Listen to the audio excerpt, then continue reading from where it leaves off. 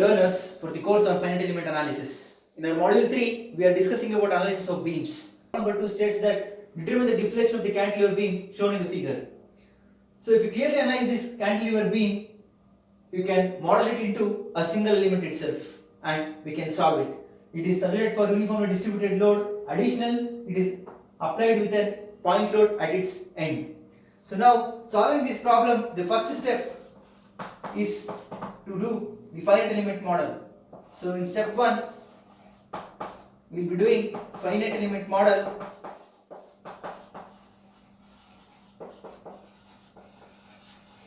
So in the finite element model, indicate the field variables which we should compute and what are the field variables which are equal to 0 by applying the boundary conditions what I have discussed in the previous lecture. So node 1 is completely fixed, so therefore the deflection as well as slope are equal to 0. Node 2 is completely free, so therefore I should compute the deflection as well as the slope. So both I should compute. So now we have uniformly distributed load whose magnitude is given as 10 kilonewtons per meter and a load is applied as 100 kilonewtons. The overall length of it is 4 meters.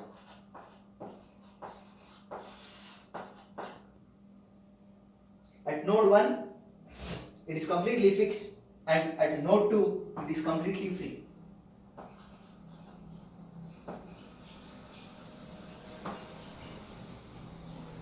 Step 2 is to determine the element stiffness matrix.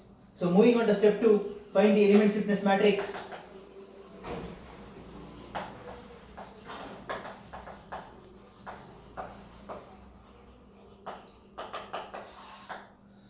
We already know the formula to determine the element stiffness matrix.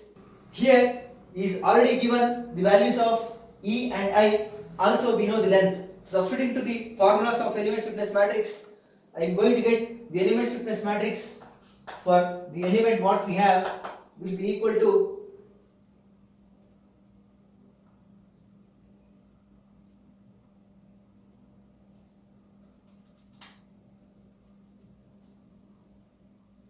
(7 into 10 to the power of 9)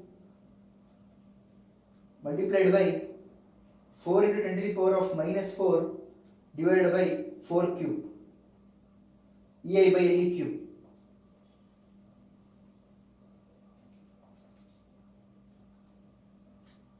Will yields us 43,750. Let me take 10 to the power of 3 as common. So if I take 10 to the power of 3 common, so I will get with 43.75 and I will multiply 43.75 inside. If I do that, I will get, since we have only one element, so no need to mark the nodal variables like v1 theta 1, v2 theta 2.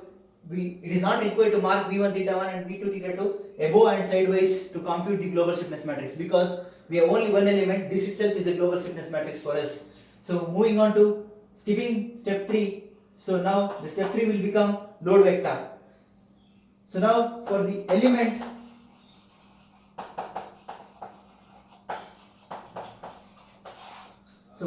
load vector, we have uniformly distributed load. For uniformly distributed load, the formula is given as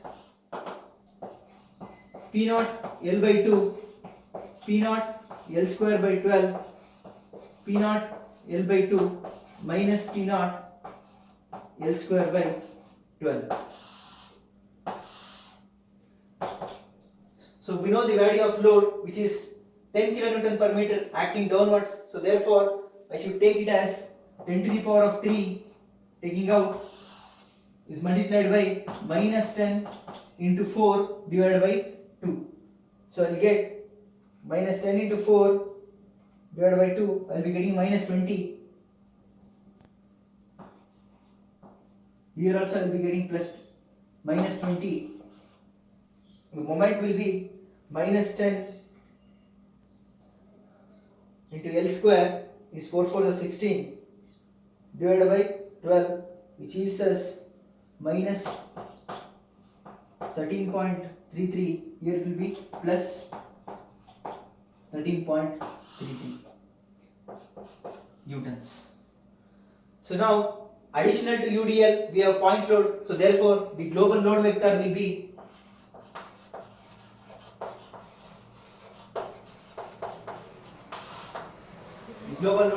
become F is equal to UDL is 10 to the power of 3 minus 20 at node 1, moment is minus 13.33. At node 2, UDL is accompanied by minus 100, so therefore this value will become minus 120, and finally we have moment as minus 13.33.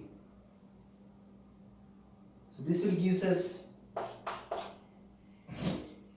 the values in newtons. Moving on to step 5, equilibrium equation and application of boundary condition, that is K matrix into Q matrix is equal to F, that is equilibrium equation.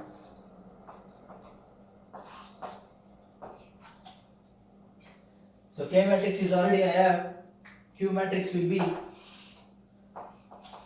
V1 theta 1, V2 theta 2, which is equal to F is minus 20 minus 13.33 minus 120 plus 13.33 multiplied by 10 power 3.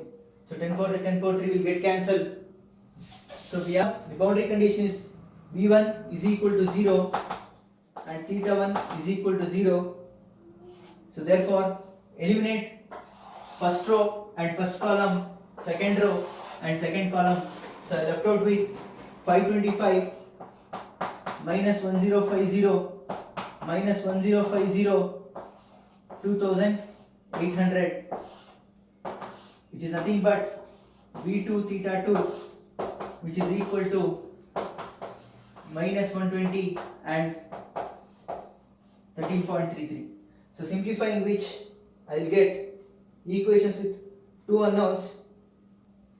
V2 is equal to minus 0.8762 meters and theta 2 is equal to minus 0.3238 radians. So therefore the nodal variables or field variables are V1 theta 1, V2 theta 2, which are equal to 0, 0, minus 0.8762 meters minus 0.3238 radians. So this completes the problem number 2. Let us quickly move on to one more problem. The problem number 3 states that for the simply supported beam shown in the figure, find deflection and internal loads on each element. So if I clearly observe the problem, I can model the problem with 3 nodes and 2 elements. Coming for the boundary conditions, node number 1 is completely fixed, so therefore both deflection as well as slope are equal to 0. Coming for node 2, it is completely free, so therefore I should compute or determine both deflection as well as slope at node 2. Whereas coming for node 3, it is arrested in y-axis where it is free to move along x-axis, so therefore deflection is equal to 0 but slope is not equal to 0. So therefore I should determine the slope at node number 3. Let us solve this problem. Coming for the first step, finite element formulation. If I formulate this problem, I can model it with 3 nodes.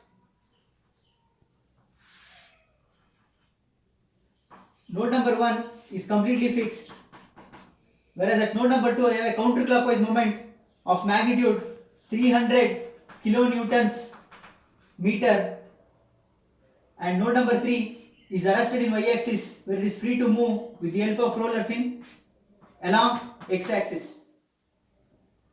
The length of element 1 is 4 meters and the length of element 2 is 2 meters.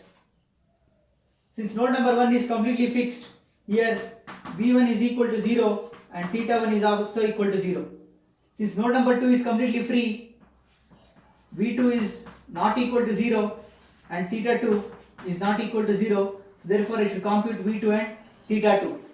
Coming for node number 3, since it is arrested along y-axis, V3 is equal to 0 but theta 3 is not equal to 0. So therefore I should compute slope at node 3. So this is element number 1 and this is element number 2. So this is a finite element model for the given problem. Moving on to our step 2 to determine element stiffness matrix. The formula for element stiffness matrix is given by EI by L cube into this matrix. Whereas in the given problem he has mentioned the flexural rigidity, the product of Young's modulus and area moment of inertia, which is equal to 4 into 10 to the power of 4 kilonewton meter square. I can note it down as E into I is equal to 4 into 10 to the power of 7 Newton meter square. So by substituting the value of 4 into 10 to the power of 7 Newton meter square and length is 4 meters for element 1, the element stiffness matrix for element 1 will be equal to K of element 1 will be equal to 4 into 10 to the power of 7 divided by 4 cube multiplied to 12. The length of the element is 4, so therefore 6 into 4 will be 24 minus 12 and 24. L square, we have length as 4 meters, so therefore if substitute 4 it will become 4 cube, so 4 cube is nothing but 64. Next I have minus 24 and 2L square, length is 4, 4 square is 16, 16 into 2 is 32. So I can complete the matrix. 12, for 6 I have 24, it is minus 24, for 4L square I have 64. Since it is symmetric, I can fill the matrix, and whereas the nodal variables for element 1 are V1 theta 1 and V2 theta 2. So therefore if I mark it, I will get V1 theta 1, V2 theta 2, V1 theta 1, V2 theta 2. If I solve this and multiply inside, I am going to get 4 into 10 raised to 7 divided by 4 cube will yields us 625 into 10 to the power of 3. So therefore I will get 7.5 into 10 to the power of 6. So let me take 10 power 6 common. So if I take 10 power 6 common, I will get the element stiffness matrix for element 1 as 7.5 24 into 625 will yields us 15. This will be the element stiffness matrix for element 1, marking the nodal variables V1 theta 1, V2 theta 2, V1 theta 1, V2 theta 2. So similarly, if I solve for element 2, I will get K2. The value of E is constant 4 into 10 to the power of 7, whereas length is 2 meters. So if I substitute to this matrix and simplify using length as 2 meters, I will get 60, 60, minus 60, 60, 80, minus 60, 40, 60, minus 60 and 80. Since it is symmetric, if I use, so this will be the element stiffness matrix for element number 2. This will be the element stiffness matrix for element 2, where the nodal variables are V2 theta 2, V3 theta 3. So if I substitute, I will get V2 theta 2, V3 theta 3, V2 theta 2, V3 theta 3. So this is the element stiffness matrix for element 2, whose nodal variables are V2 theta 2, V3 theta 3 V2 theta 2, V3 theta 3. Next step is to find the global stiffness matrix. Step 3, global stiffness matrix. The order of the global stiffness matrix is 2n cross 2n for analysis of beams. This is because of the reason each node has 2 degrees of freedom. So therefore, this problem has 3 nodes. So therefore, the order of the global stiffness matrix will be 6 cross 6, where these 6 are nodal variables which we should compute. The nodal variables are V1 theta 1, V2 theta 2 and V3 theta 3.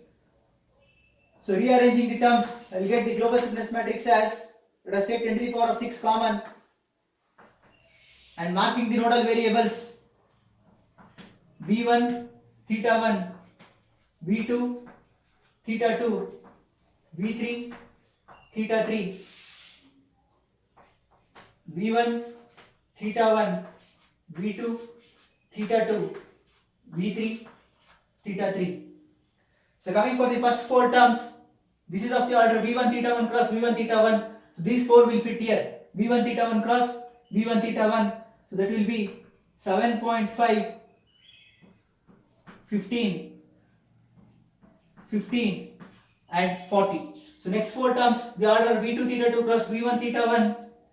V2 theta 2 cross V1 theta 1 will fit here.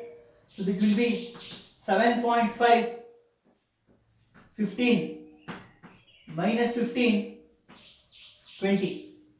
Order of these 4 is V1 theta 1 cross V2 theta 2. So it will fit here. It will be 7.5, 15, minus 15, 20. So this is V2 theta 2.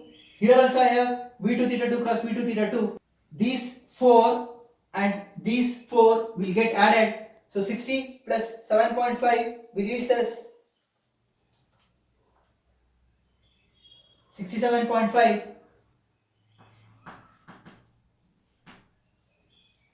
60 minus 15 will yield us 45.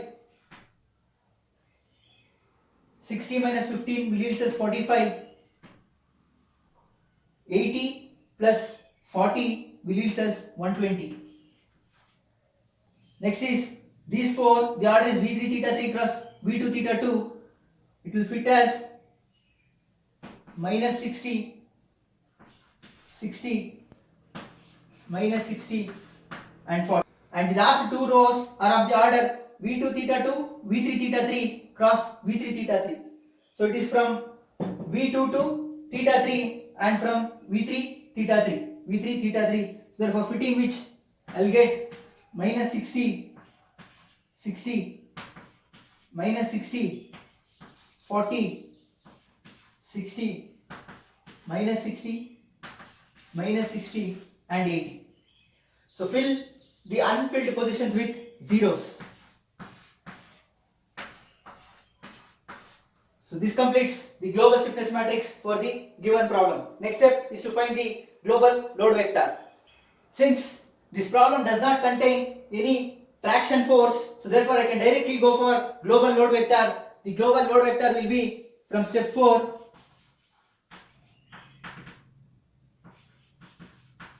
The global load vector will be F is equal to, at node 1 we don't have any force, we don't have any moment. At node 2 we don't have any force, but we have a moment of minus 0.3 into 10 to the power of 6 Newton meters. This is because the moment is acting clockwise. As per our convention, counterclockwise moment is positive and clockwise moment is negative. So therefore the clockwise moment is minus 0.3. At node 4 we don't have any force and we don't have any moment. So this will be the global load vector into 10 to the power of 6. So moving on to our step 5, that is equilibrium equation and application of boundary condition.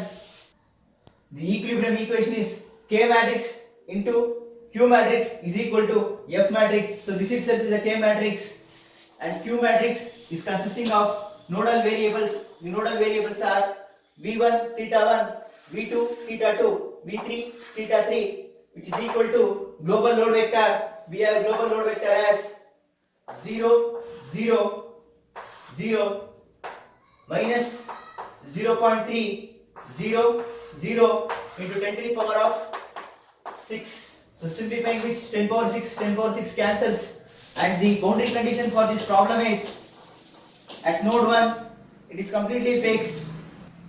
Therefore V1 and theta 1 are equal to 0, and node 3 it is arrested in y axis. So therefore V3 is also equal to 0. So now eliminating corresponding rows and columns with respect to V1, theta 1 and V3, will get first row, first column is eliminated, second row, second column is eliminated, and fifth row, fifth column is eliminated.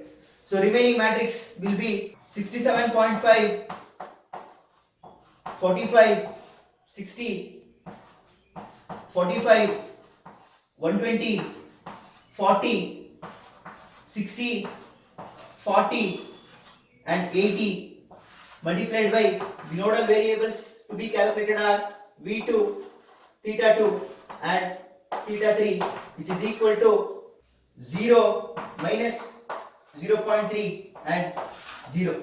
So solving this matrix with using equations with 3 unknowns, I am going to get V2 as V2 is equal to 2.22 into 10 to the power of minus 3 meters, and theta 2 is equal to minus 3.33 into 10 to the power of minus 3 radians, and theta 3 will be equal to 0.